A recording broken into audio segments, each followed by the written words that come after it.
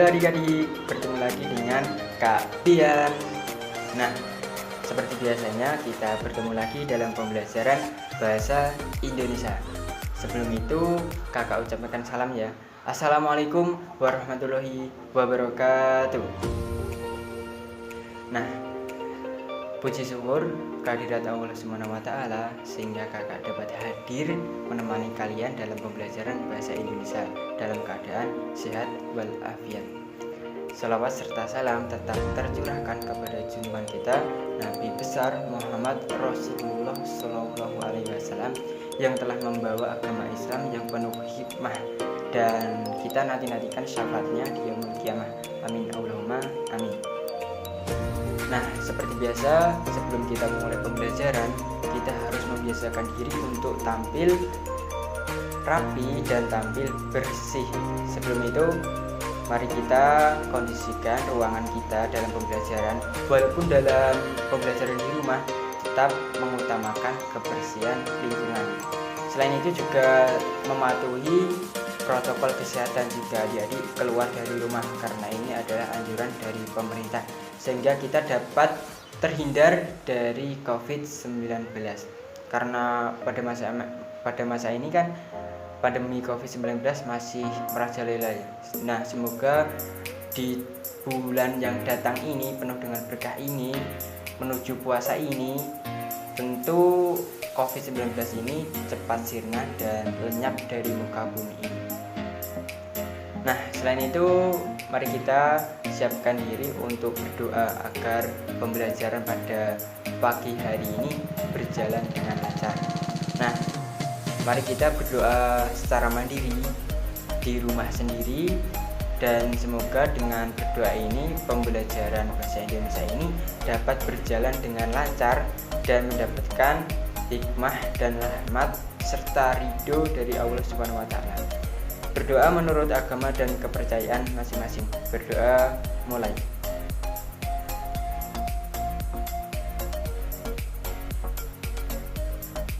Berdoa dicukupkan. Nah, sebelum itu, semoga teman-teman kita yang di rumah, semoga kita yang di rumah selalu mendapatkan kesehatan. Nah, dan selain itu, bagi teman-teman kalian yang belum sempat mengerjakan tugas, nanti saya informasikan kepada ketua kelas untuk mengingatkan teman-temannya agar kita dapat berjalan secara bersama-sama, karena kita adalah satu kelas, kita adalah satu batang tubuh yang saling menguatkan. Jika tangan kita sakit, tentu tangan teman yang lain akan merasakan sakit, dan jika kaki kita sakit, tentu teman kita yang lain akan merasa sakit, dan jika kepala kita sakit, tentu teman kita kepalanya akan merasakan sakit, karena kita adalah batang tubuh yang saling menguatkan satu sama lain. Karena itu adalah filosofi dari kita mempunyai jiwa kebersamaan. Nah, itulah pentingnya kita memiliki jiwa kebersamaan dan kerjasama serta gotong royong dalam kehidupan ini. Nah, sebelum pembelajaran dimulai, kakak mau tanya sih, hari ini telah membaca ataupun mendengarkan berita dari berbagai informasi, sumber informasi apa saja adik-adik di rumah. Nah, nanti kalian adik-adik di rumah tentu telah membaca atau mendengarkan dari berbagai berita ya, dari televisi, dari Instagram kalian, dari WA kalian, dari Facebook kalian, dari Twitter kalian. Nanti kan kalian dapat informasi atau berita dari berbagai sumber itu. Nah, nanti adik-adik bisa mencatatnya di kolom komentar yang ada di bio kakak, yaitu di dalam komentar kakak ini, komentar di YouTube kakak ini. Nanti bisa dituliskan dengan format seperti ini ya. Kak, lapor, nama saya Udin. Saya telah mendengarkan berita dari televisi tentang longsor di kota Majalengka, misalkan seperti itu. Nah, nanti jika kalian mendengarkan dari Facebook, nanti bisa ditulis seperti itu juga. Sama halnya nanti kakak akan memberikan instruksi dan juga formatnya agar adik-adik menulisnya dengan benar dan dapat dibaca secara baik. Nah, Nanti juga kalian sertakan sumbernya ya, sumbernya dari akun media kalian ataupun dari televisi ataupun dari radio. Itu terserah, tergantung kalian. Itu adalah pengalaman kalian sendiri, sehingga kalian bisa mengambil pelajaran dari pengalaman kalian sendiri, karena pengalaman adalah guru yang paling utama, sehingga kita dapat meneladani pengalaman kita sehingga dapat melakukan kebaikan selanjutnya. Terus sebelum itu juga kakak ingatkan bahwa dalam setiap kali pertemuan pembelajaran kali ini tentu akan adanya kehadiran, yaitu presensi. Nah, kakak akan bagi menjadi dua bentuk, yaitu kalian mengisi formulir Google Form di kolom bio channel YouTube kakak di sini, yaitu di bagian pembelajaran pada pagi hari ini. Nanti bisa ditulis di Google Formnya, nanti ada nama dan sebagainya. Nanti bisa kalian tulis dari nama kalian, dari motivasi belajar kalian, dari kendala-kendala kalian, dan kalau kesah dari kalian nanti bisa ditulis di situ, agar kakak bisa memberikan umpan balik kepada adik-adik agar bisa berjalan dengan lancar pada saat pembelajaran selanjutnya. Ya, waktunya kita belajar tentang bahasa Indonesia. Nah, sebelum itu kakak introduksikan bahwa untuk mempersiapkan, yang pertama adalah buku paket kalian, yang kedua adalah buku catatan kalian. Nah, di sini gunanya apa? Nanti jika ada hal yang baru, nanti kalian bisa menuliskan. Karena dengan menulis adalah kalian bisa mencatat ilmu pengetahuan yang kalian pelajari. Karena dengan menulis kalian bisa mengingat kembali, nanti bisa dibaca kembali, bisa diulang kembali, bisa dibaca kembali, bisa dibaca terus. Nah, kalau tidak ditulis kan mudah lupa ya. Nah, nanti pentingnya menulis adalah untuk mengingat-ingat kembali pelajaran yang telah dipelajari dan didapatkan. Karena menulis adalah untuk keabadian. Itu adalah kata dari sastrawan Indonesia, yaitu Pramoedya Anantatur. Nah, kalian tahu gak sih Pramoedya Anantatur itu siapa? Ya, Pramoedya Anantatur adalah salah satu sastrawan Indonesia yang sangat terkenal sekali, dan dia kebetulan lahir di Kabupaten Blora. Mungkin kalian ada yang udah tahu, ada yang belum tahu. Nah, di sini kakak informasikan bahwa Pramoedya Anantatur adalah sastrawan asli Indonesia yang lahir di Blora. Nah, Pramoedya Anantatur itu udah berapa kali menerbitkan buku sih kak? Nah, untuk bukunya sudah banyak sekali ya yang sudah diterbitkan. Bahkan beliau peraih nominasi Nobel Sastrawan yang pertama dari Indonesia. Wah, ini menarik sekali. Ini lahir di kota Blora dan telah mengharumkan nama Blora. Tapi sayangnya masyarakat Blora juga belum mengetahui secara luas siapa itu Pramoedya Anantatur. Selain itu juga Pramoedya Anantatur, salah satu sastrawan ini juga mempunyai adik, yaitu Susilo Tur, yang saat ini masih hidup. Sekarang tinggal di Bloras juga, di Jalan Jetis. Nah, nanti adik-adik bisa mencarinya ya. Ada banyak sekali ya teman-teman kakak yang sudah ke sana. Nah, dan kakak juga pernah ke sana sekali, dan insya Allah ingin kedua kali dan ketiga kali. Semoga bisa terlaksana. Nanti bisa kalian diskusi dengan sastrawan ini, yaitu Susilo Tur, sehingga kalian mendapatkan informasi yang banyak sekali. Dan di situ juga adanya perpustakaan, yaitu Pataba, yaitu perpustakaan anak sebuah bangsa. Nah, nanti adik-adik bisa mencari buku-buku yang adik-adik suka di situ, nanti bisa dibaca. Siapa tahu adik-adik bisa menjadi penerus dari Pramoedya Anantatur dan juga Susilo Tur, menjadi sastrawan tentunya. Nanti bisa menulis puisi, bisa menulis esai, bisa menulis novel, bisa menulis cerpen, dan menulis kritik dan sebagainya. Nanti bisa banyak sekali yang adik-adik bisa dapatkan jika jika bergelut di sastra. Nah, mumpung sekarang kan masih kelas 10 ya, nanti bisalah membuat karya, bisa bestseller lah kalau untuk kalangan dari adik-adik semua. Tentu di sini juga banyak yang suka membaca tentang sebuah sastra, nanti bisa digunakan itu. Nah, selanjutnya akan kakak tayangkan sebuah teks di sini, nanti bisa dibaca beberapa menit, 1 menit, kakak beri 1 menit dibaca itu tentang apa dan isinya itu tentang apa. Nanti akan ada arahan dari kakak selanjutnya, bisa dibaca selama 1 menit. Ya, mungkin sudah 1 menit ya, nanti bisa di skip. Nah, selanjutnya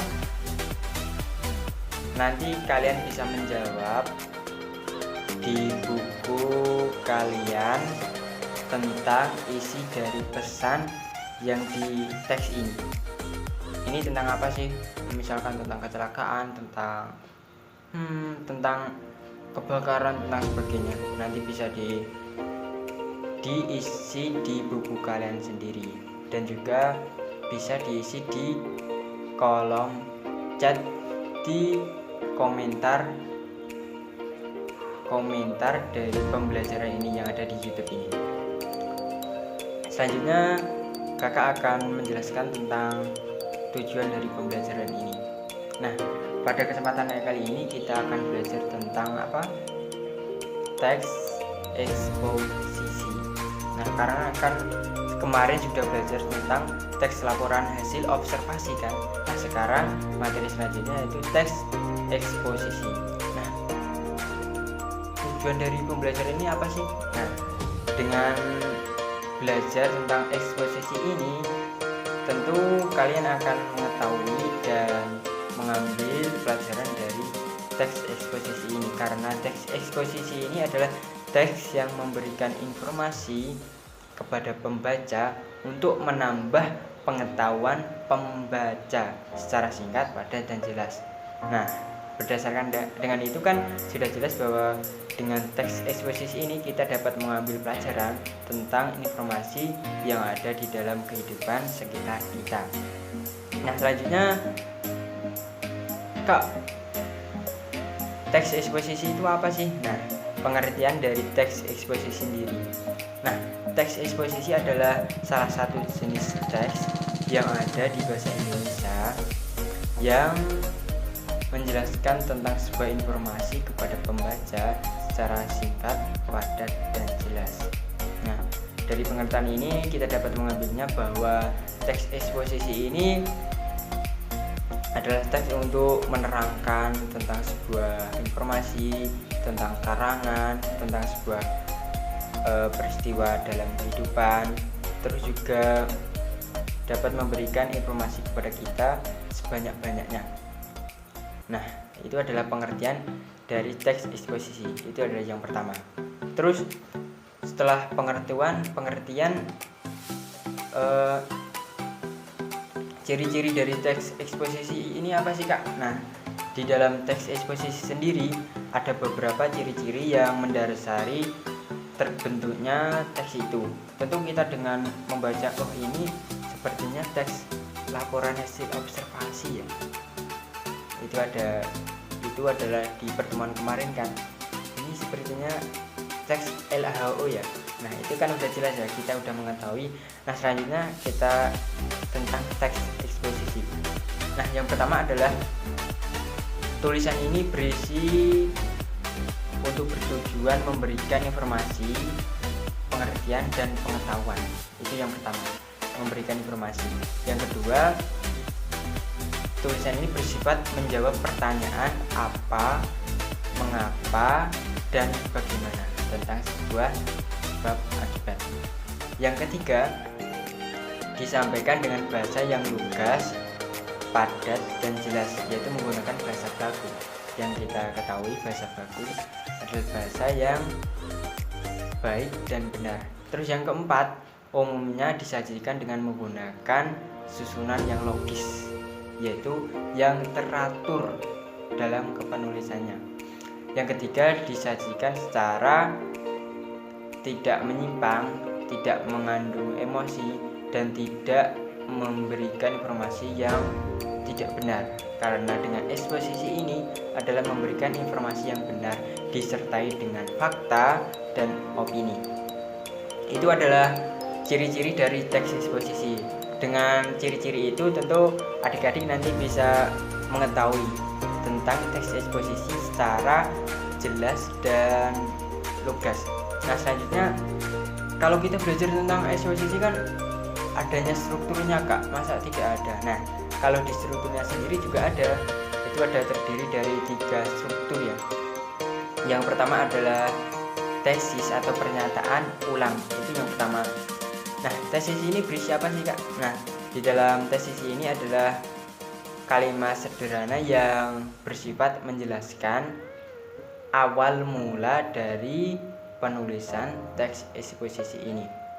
Nah, tentu kadang-kadang dalam ini diungkapkan dengan kalimat yang secara teratur ya. Di dalam tesis atau pernyataan umumnya ini berisi tentang hal umum, sehingga nanti akan munculnya hal-hal yang selanjutnya, seperti yang kedua adalah argumentasi. Nah, di dalam kedua ini berisi tentang argumentasi. Nah, argumentasi itu apa sih Kak? Kalau di struktur yang kedua ini, nah, argumen tentu kita mengetahui bahwa argumen adalah pendapat. Nah, argumen ini berisi tentang pendapat atau alasan sehingga eksposisi ini dapat ditulis ataupun diperdengarkan. Ini yang berisi tentang alasan seperti contoh, seperti bukti-bukti dari kejadian yang berlaku, terus ada juga fakta ataupun juga opini dari seorang penulis dalam sebuah kejadian yang telah berlaku. Nah, itu adalah yang kedua, argumentasi. Terus yang ketiga apa sih Kak? Nah, yang ketiga adalah pernyataan ulang. Nah, apa sih pernyataan ulang? Nah, kalau kita mengambil kata ulang, tentu kita mengambil ulang, mengulang. Nah, di sini pernyataan ulang adalah pernyataan ulang yang berupa penjelasan kembali atau tesis dan argumentasi yang telah disampaikan yang didasarkan pada tesis dan juga argumentasi. Nah, kalau di pernyataan ulang sendiri kita biasa mengetahui dengan seperti kesimpulan. Nah, itu adalah pernyataan ulang dari teks eksposisi ini. Terus selanjutnya kalau kita belajar tentang struktur kan ada 3 Kak. Nah, di dalam struktur itu sendiri itu adalah hal yang paling mempengaruhi dalam kepenulisan dari teks eksposisi ini. Dengan memahami struktur yang baik dan benar, nanti tentu kita akan bisa menulis teks eksposisi dengan baik dan benar sesuai dengan tujuan dari teks eksposisi, terus ciri-ciri dari teks eksposisi seperti menggunakan bahasa baku, berisi tentang fakta atau opini, berisi tentang informasi yang berlaku di masyarakat dan sebagainya. Itu adalah struktur dari teks eksposisi. Terus selanjutnya yang ketiga adalah belajar tentang kaidah kebahasaan. Nah, kalau kita belajar tentang kaidah kebahasaan, sepertinya kita akan bermain dengan bahasa ya Kak. Nah, di sini jelas sekali bahwa kaidah kebahasaan adalah kaidah atau aturan yang mempengaruhi kepenulisan dari teks eksposisi itu. Terus apa sih kaidah kebahasaan dari teks eksposisi itu? Nah, yang pertama adalah pronomina. Nah, pronomina sendiri adalah kata ganti. Apa ya kata ganti itu? Nah, kata ganti adalah kata yang menggantikan nomina atau frasa nomina. Nah, nomina di sini berisi tentang subjek dan atau objek. Nah, pronomina sendiri di dalam teks eksposisi ini terdiri dari 2 ya, yaitu pronomina persona, yaitu kata ganti orang seperti ia, dia, mereka. Terus saya. Nah, di sini adalah kata ganti orang. Sedangkan pronomina non persona adalah kata ganti bukan orang. Nah, selanjutnya kalau pronomina non persona itu seperti siapa, di mana, terus ini, itu, di sana. Nah, itu adalah pronomina non persona. Selanjutnya adalah kaidah kebahasaan yang kedua adalah nomina. Apa sih nomina itu? Kalau bahasa Inggris nomina itu sepertinya benda ya, kata benda. Nah, nomina adalah kata benda. Nah, di sini nomina di sendiri adalah mengacu pada benda baik yang nyata maupun abstrak. Dan juga di dalam penulisannya biasanya berkedudukan sebagai subjek atau pelaku. Nah, selanjutnya kaidah kebahasaan yang selanjutnya adalah verba, yaitu kata kerja. Nah, kata kerja ini seperti apa sih? Kata kerja adalah kata bentuk kerja atau kata melakukan.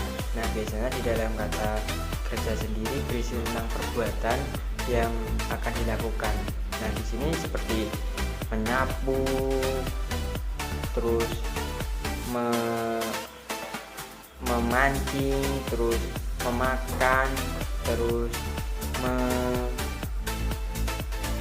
mengepel. Itu adalah kata kerja. Seperti kalau menggunakan berlari, bertanya. Nah, di sini adalah kata-kata yang berisi tentang melakukan.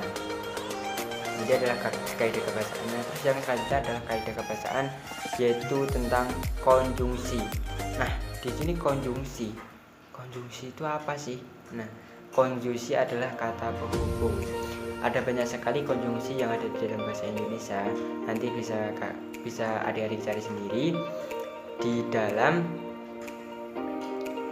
berbagai bentuk seperti dari internet ataupun dari buku lain sebagainya. Itu adalah konjungsi atau kata penghubung seperti meskipun, terus dan, atau, walaupun, dan sebagainya. Itu adalah bentuk-bentuk dari konjungsi, yaitu kata penghubung kalimat satu dengan kalimat yang lainnya. Nah, kalau kita belajar tentang eksposisi, di sini akan kakak tambahkan tentang jenis-jenis dari teks eksposisi. Karena dengan mengetahui dari jenis teks eksposisi ini, tentu adik-adik akan mengetahui apa sih jenisnya. Kok ini sama seperti teks berita ya? Kok ini seperti sama dengan teks deskripsi ya? Kok sama? Nanti kan ada hal yang pembeda ya. Nanti adik-adik bisa menganalisisnya perbedaan dari kedua teks tersebut. Misalkan ada teks eksposisi yang berbentuk seperti berita, ada teks eksposisi yang berbentuk seperti perbandingan, ada teks eksposisi yang berbentuk seperti laporan, ada teks eksposisi yang berbentuk seperti deskripsi atau definisi. Nah, ada berbagai bentuk jenis-jenis dari teks eksposisi. Nah, apa sih jenis-jenisnya? Jenis-jenisnya itu apa saja? Nah, yang pertama adalah teks eksposisi definisi. Nah, teks ini yaitu teks yang digunakan untuk menjelaskan suatu konsep yang dibatasi hanya dengan beberapa kalimat atau penjelasan singkat, namun cukup jelas dan dapat dipahami oleh pembaca. Nah, di sini berisi tentang definisi, tentang mendefinisikan, yaitu tentang informasi yang berisi dengan cara mendefinisi. Terus yang kedua jenis-jenis dari teks eksposisi yaitu teks eksposisi proses. Nah, di sini mungkin ada sedikit yang sama ya, proses dengan salah satu bentuk teks yang lainnya seperti teks prosedur. Nah, di sini ada pembedanya. Nah, di dalam eksposisi proses ini yaitu berisi tentang penjelasan dari sebuah proses yang ditulis untuk menjelaskan bagaimana terjadinya sesuatu dan menjelaskan bagaimana cara kerja sesuatu. Nah, di sini secara jelas bahwa eksposisi ini memberikan informasi kepada pembaca seperti yang pertama kita pelajari, bahwa teks eksposisi yaitu memberikan informasi secara jelas, singkat, padat, dan terperinci untuk pembaca. Itu yang kedua. Terus yang ketiga apa sih? Teks eksposisi klarifikasi. Nah, teks eksposisi klarifikasi kok aneh ya? Nah, di sini teks eksposisi klarifikasi itu merupakan tulisan yang menunjukkan ciri-ciri penting yang didasarkan pada landasan untuk mengelompokkan bagian-bagian dari satu bagian ke bagian lainnya. Nah, di sini klarifikasi yaitu menunjukkan ciri-ciri penting yang didasarkan pada landasan untuk mengelompokkan bagian-bagian dari satu bagian. Nah, di sini tentu kita kalau di klarifikasi tentu adanya informasi yang kita dapatkan, yaitu berupa klarifikasi dari sebuah kejadian yang berlaku di masyarakat. Seperti misalkan ada orang yang menabrak orang lain, itu kan ada eksposisi bentuk klarifikasi. Itu adalah informasi yang kita dapatkan dalam bentuk seperti klarifikasi. Nah, di situ yang dimasukkan dari jenis teks eksposisi klarifikasi. Terus yang keempat yaitu teks eksposisi ilustrasi. Nah, ilustrasi ini seperti gambaran ya Kak. Nah, kurang lebih seperti itu, yaitu eksposisi yang memberikan penjelasan melalui contoh-contoh yang nyata dengan menyamakan satu hal yang lain dengan hal yang lainnya. Jadi gambaran kejadian yang berlaku pada saat ini itu diambil dari contoh dari gambaran yang berlaku di kegiatan lainnya. Nah, di situ yang dimasukkan dengan teks eksposisi ilustrasi. Misalkan seperti itu kesamaan antara posisi seorang kepala keluarga dengan nahkoda pilot dan nahkoda dengan sopir. Nah, di situ kan dapat dijelaskan bahwa kepala keluarga adalah ketua ataupun yang bertanggung jawab secara penuh kepada keluarga. Selain itu juga di dalam nahkoda kapal. Nah, di sini kalau nahkoda kapal bisa diibaratkan sebagai seorang yang bertanggung jawab memimpin dalam kapal, dalam berlayar. Nah, di sini dimasukkan dengan ilustrasi. Terus yang kelima adalah teks eksposisi perbandingan.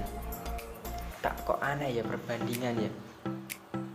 Kok ada perbandingan segala? Nah, di sini yang dimasukkan dengan perbandingan adalah teks eksposisi yang mengungkapkan persamaan atau perbedaan dari benda satu dengan benda lainnya. Di sini berupa perbedaan terus kesamaan yang digunakan untuk membandingkan dua objek ini agar dapat memberikan informasi kepada pembaca, informasi yang baru, secara padat dan jelas. Itu adalah di bagian teks eksposisi perbandingan. Terus yang selanjutnya apa sih Kak? Nah, selanjutnya adalah teks eksposisi laporan. Nah, apa sih teks eksposisi laporan itu? Bentuknya gimana? Bentuknya itu bagaimana? Nah, eksposisi ini yaitu yang memastikan tentang suatu hal yang berisi peristiwa ataupun kejadian. Nah, di sini kan tentu akan menambah informasi bagi pembaca, yaitu berupa laporan yang dibuat dalam bentuk eksposisi. Eksposisi ini juga memaparkan dengan bentuk waktu, tempat, dan kejadian yang terjadi. Terus penjelasannya yaitu singkat mengenai suatu peristiwa yang terjadi di masyarakat. Nah, di sini yang dimaksud dengan teks eksposisi laporan. Nah, tadi kan udah mendengarkan penjelasan dari kakak tentang pengertian teks eksposisi, terus struktur dari teks eksposisi, ciri-ciri dari teks eksposisi, terus kaidah kebahasaan teks eksposisi, terus jenis-jenis dari teks eksposisi. Nah, mungkin ada gambaran dari adik-adik tentang teks eksposisi tersebut. Nah, selanjutnya kakak akan memberikan sebuah teks di sini ya, bisa dilihat, yaitu tentang sebuah teks eksposisi. Nanti adik-adik bisa membacanya selama kurang lebih 5 menit, kebanyakan ya kalau 5 menit. kakak beri waktu 2 menit untuk membacanya. Nah, nanti akan kakak tanya tentang isi dari teks eksposisi tersebut. Nah, di sini bisa dilihat kakak beri waktu 2 menit dimulai dari sekarang.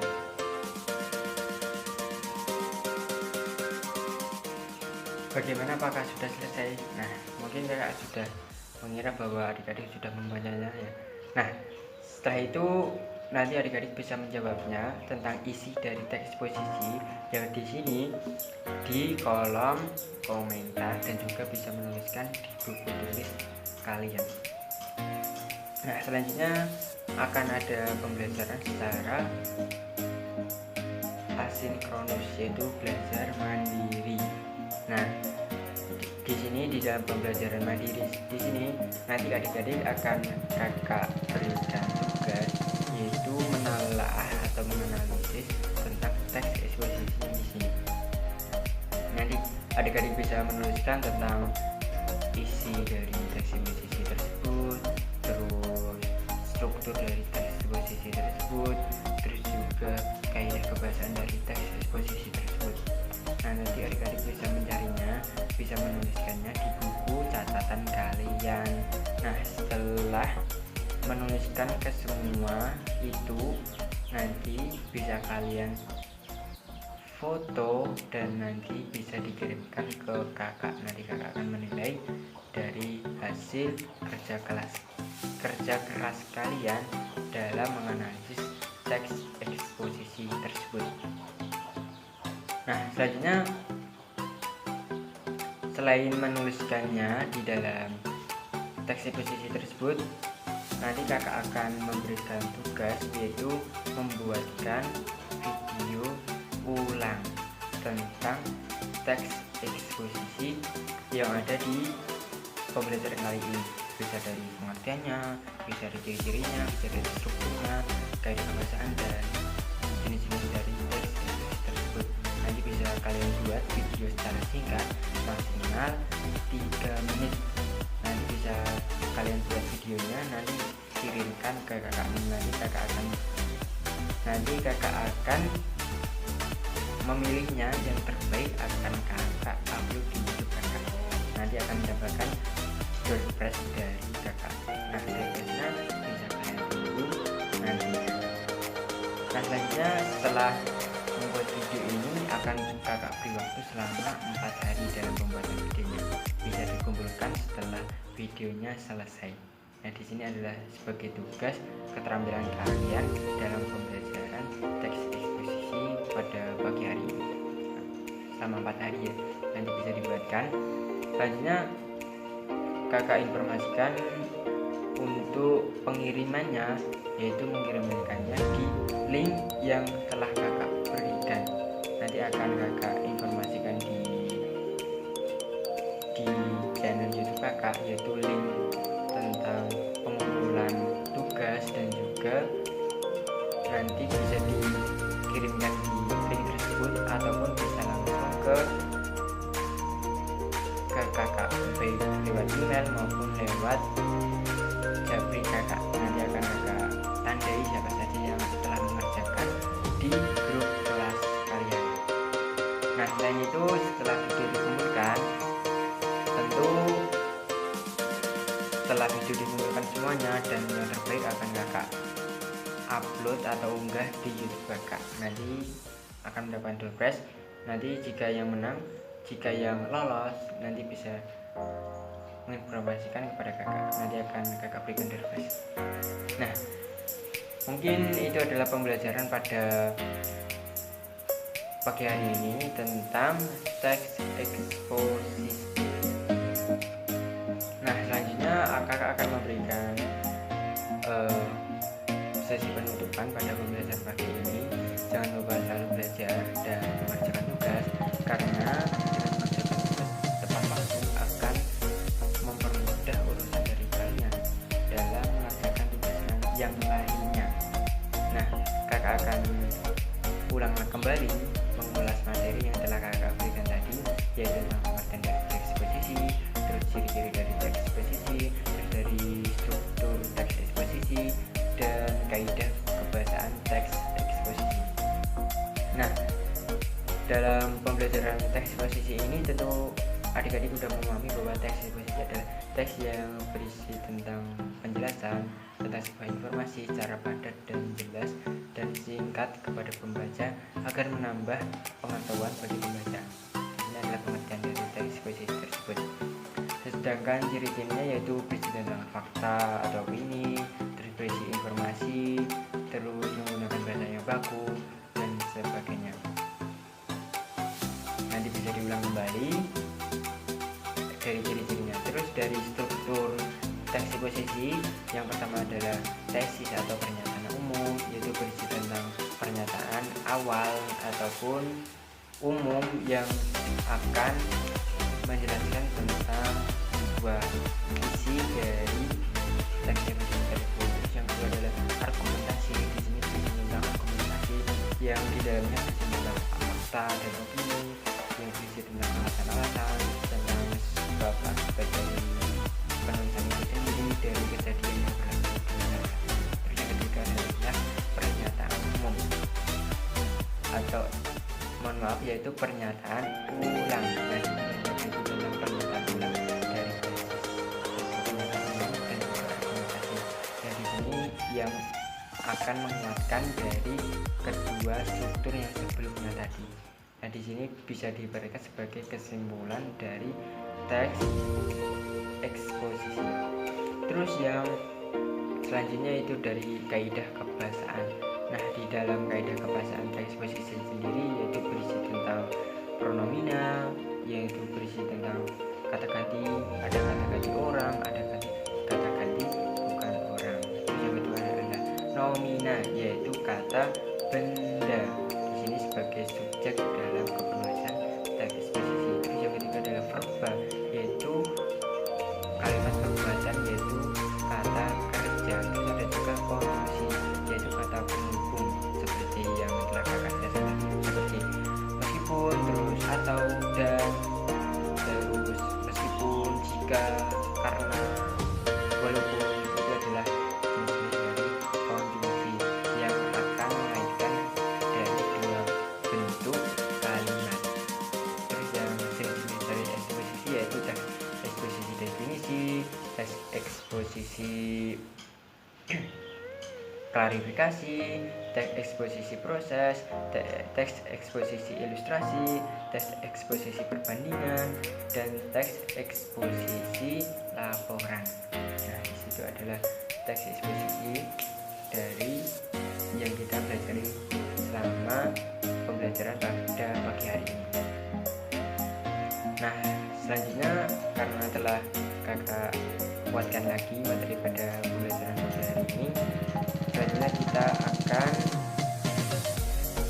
berdoa semoga pembelajaran pagi hari ini telah berjalan dengan lancar sehingga tugasnya nanti bisa dikerjakan dengan maksimal dan dikumpulkan tepat waktu. Kakak ingatkan lagi bahwa untuk senantiasa belajar dengan giat karena menuntut ilmu adalah wajib bagi orang muslim seperti yang ada pada agama kita, yaitu agama Islam. Menuntut ilmu adalah wajib bagi setiap muslim. Selain itu juga kalau menuntut ilmu kita harus diniatkan dengan baik seperti hadis innamal amalu binniyat, yaitu semua itu bergantung pada niatnya. Kalau kita berniat dengan baik tentu hasilnya akan baik juga, disertai dengan ikhtiar, tawakal, dan berdoa. Selanjutnya kami ingatkan bahwa untuk senantiasa melaksanakan ibadah di rumah, terus selalu belajar, membantu orang tua, terus patuhi protokol kesehatan dan lain sebagainya agar kita selalu mendapatkan kebaikan. Selanjutnya marilah kita berdoa pada pembelajaran pagi ini karena telah usai, dan mari kita berdoa secara mandiri. Berdoa mulai.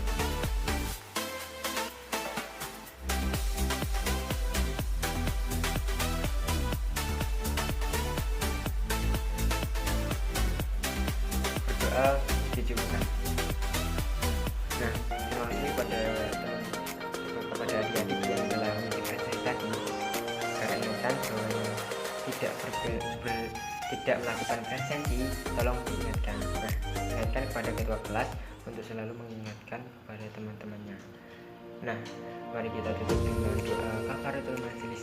Subhanallah wa bihamdika asyhadu an la ilaha illa anta astaghfiruka wa atubu ilaik. Kakak mohon maaf jika ada kesalahan. Wassalamualaikum warahmatullahi wabarakatuh.